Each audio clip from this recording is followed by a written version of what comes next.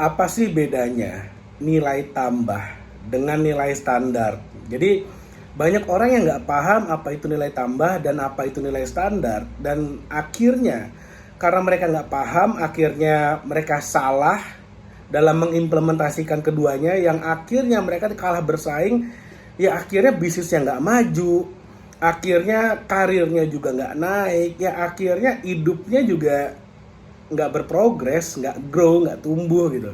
Akhirnya gitu-gitu aja. Contoh gini, kemarin saya itu lihat di TV ada satu liputan tentang juru foto di salah satu objek wisata di Bali. Jadi kalau kamu datang ke objek wisata gitu, dimanapun lah, itu biasanya ada kan yang nawarin, oke, saya fotoin ya, saya fotoin ya. Itu berbayar nggak? Itu berbayar.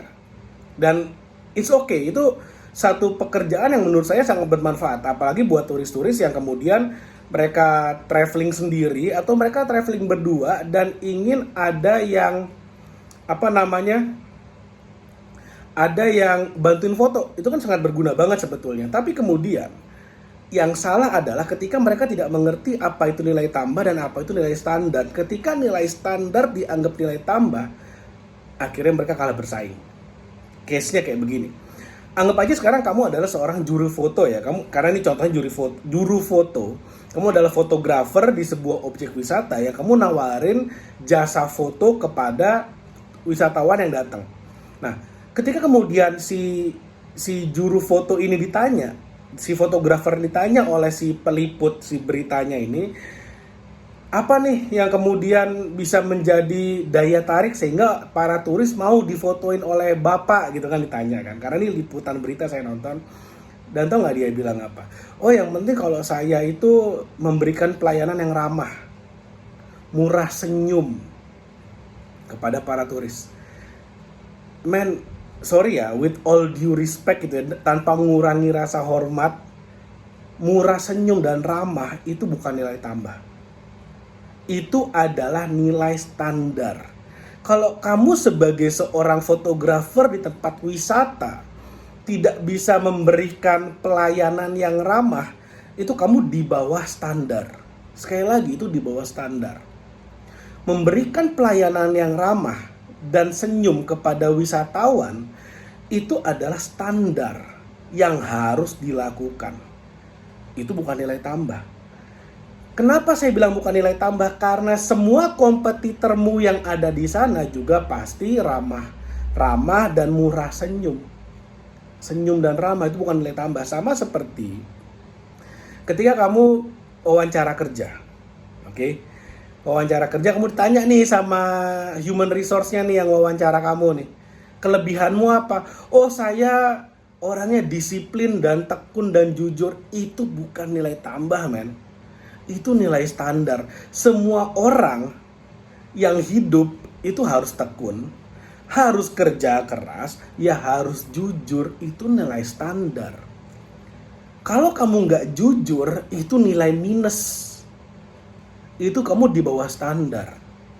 Kalau kamu bekerjanya tidak keras, kamu nggak tekun, tuh kamu di bawah standar. Itu bukan nilai tambah. Kenapa ya? Karena semua orang ya begitu gitu loh. Itu wajar, itu suatu kewajaran, itu standar. Sama seperti misalnya saya tanya ke teman saya. Misalnya saya tanya temen cewek gitu ya. Lu 5 tahun lagi mau ngapain? Oh, kalau gue mah yang penting jadi ibu yang baik buat anak-anak. Jadi ibu yang baik itu nilai standar. Ini kalau saya ngomong kasarnya, kasar sorry ya. Bedanya kamu sama sapi apa? Kalau tujuan hidupmu cuma mau jadi ibu yang baik, sapi juga baik. Induk sapi itu baik loh buat anaknya loh. Induk sapi itu ngerawat anaknya dengan baik. Bedanya manusia dengan sapi apa? Kalau tujuan hidupnya adalah menjadi ibu yang baik. Menjadi ibu yang baik, menjadi orang tua yang baik buat anak, itu nilai standar. Kalau ada orang tua yang tidak bisa maksimal untuk anaknya, itu di bawah standar. Itu bukan nilai tambah. Sorry ya, tapi memang begitu kenyataannya. Kamu harus bisa bedakan apa nilai tambahmu dengan apa nilai standarmu. Kalau misalnya kamu buka restoran, bisnismu F&B, kamu bilang, oh makanan di sini enak, enak itu standar. Nomor satu, enak itu menurut siapa kita nggak tahu. Enak itu tidak terukur. Oke, anggaplah makananmu enak. enak menurut orang kebanyakan itu standar. Nggak bisa bilang enak itu nilai tambah. Enak itu adalah nilai standar. Kalau makananmu nggak enak, ya restoranmu di bawah standar, gitu aja. Pejabat mengatakan, saya ini anti korupsi. Ya semua pejabat harus anti korupsi. Itu adalah standar. Pejabat yang korupsi itu di bawah standar namanya. Makanya kalau ada misalnya anti korupsi award, waduh itu bener-bener konsep yang salah menurut saya. Itu kayak, ya Tuhan, itu kan harusnya adalah pejabat yang korupsi dipamerin. Ini adalah badan atau lembaga atau kementerian yang korupsi. Ya, itu harus ditampilkan karena mereka di bawah standar. Award yang paling korup, nah itu paling benar sekalian gitu loh. Jadi jangan yang anti korupsi malah dikasih award, salah. Anti korupsi, zero corruption itu adalah standar. Nah, kita udah ngomongin sekarang nilai standar ya. Nilai tambah tuh bagaimana? Sekarang misalnya konteksnya adalah sebagai yang tadi ya, contoh di awal ya, sebagai fotografer di tempat wisata. Gimana caranya supaya sebagai fotografer di tempat wisata bisa memberikan nilai tambah? Nilai tambahnya apa? Misalnya saya nih adalah seorang fotografer di tempat wisata. Yang saya akan lakukan adalah saya bikin media sosial. Saya bikin akun media sosial yang menunjukkan bagaimana tips dan cara-cara memaksimalkan foto di tempat wisata. Misalnya saya contoh tempat wisata di Bali, di Bedugul misalnya, ini terkenal banget.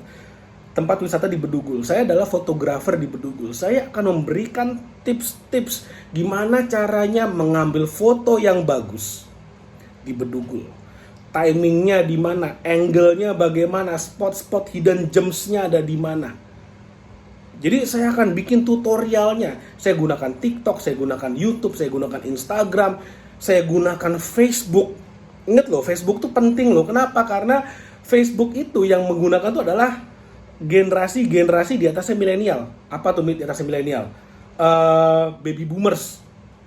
Itu banyak pakai Facebook. Ingat loh, mereka adalah generasi yang sekarang udah punya duit loh. Orang-orang generasi yang sekarang berduit itu pakai Facebook loh. Orang tua kita, duit ada di sana. Jadi kamu harus pakai Facebook kalau kamu mau bisnis, mau jualan. Saya gunakan tuh semua media sosial, dari Facebook, Instagram, X atau Twitter, YouTube, TikTok. Saya pakai semuanya untuk bikin tutorial, ngajarin orang gimana caranya ngambil foto-foto yang the best, amazing di Bedugul. Karena saya adalah fotografer di Bedugul. Oke, saya akan bikin diri saya terlihat sebagai seorang expert. Saya akan dikenal sebagai seorang expert fotografi specifically di Bedugul. Dan saya akan bilang, ini hasil karya saya di Bedugul ini adalah hasil jepretan kepada orang-orang yang saya ambil, wisatawan-wisatawan yang saya ambil di Bedugul. Kalau perlu misalnya ada wisatawan nih, misalnya Mr. Michael. Mr. Michael dari Belanda datang, misalnya kebetulan jadi klien saya ambilin fotonya, saya mohon izin, Mr. Michael boleh nggak ini saya posting di sosial media saya akan tag, mohon bantuannya tolong di repost. Kalau dia bilang oke, saya kasih diskon karena ini bagian dari promosi saya ambil fotonya, kemudian saya posting di sosial media. Kalau perlu saya minta testimoninya. Si Mr. Michael mengatakan bahwa foto saya minta review yang positif, testimoni positif bahwa foto saya memang amazing banget. Itu yang saya akan lakukan. Sehingga apa yang terjadi? Sehingga apa yang terjadi ketika banyak orang kemudian melihat hasil karya saya, hasil jepretan saya, dan itu bagus banget di media sosial, orang-orang akan datang ke saya. Orang-orang nanti, wisatawan akan datang ke Bedugul, minta saya yang fotoin karena fotonya amazing banget. Dan gak cuman itu, bisa jadi malah kemudian jasa saya bertambah. Gak cuman jadi fotografer di Bedugul aja. Orang-orang yang kemudian mau prewed misalnya, atau wedding misalnya, atau upacara-upacara agama misalnya, atau event-event pernikahan dan segala macamnya, company outing apapun, akan cari saya untuk dokumentasi. Tiba-tiba jasa saya bertambah.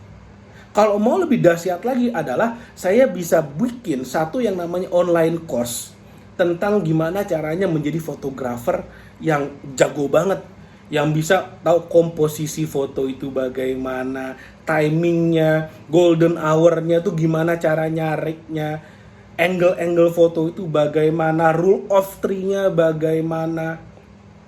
Itu semua saya akan rangkum menjadi sebuah online course. Tiba-tiba saya punya jasa baru yang kemudian saya nggak perlu capek-capek ngajarin orang, tapi orang bisa ngambil online course saya jadi passive income. Itu namanya nilai tambah. Gak banyak orang yang ngelakuin ini. Padahal ini cuma jasa fotografer di tempat wisata. Kalau misalnya saya bilang, oh pelayanan saya murah senyum, itu nilai standar. Kalau saya cemberut malah itu nilai minus. Kalau misalnya sebagai seorang ibu rumah tangga, nilai tambahnya apa misalnya? Nilai tambah misalnya, saya ingin ketika anak saya SMP, saya bawa dia keliling dunia sehingga dia bisa melihat orang dari berbagai macam suku, bangsa, dan ras, dan agama. Sehingga dia punya wawasan yang sangat luas.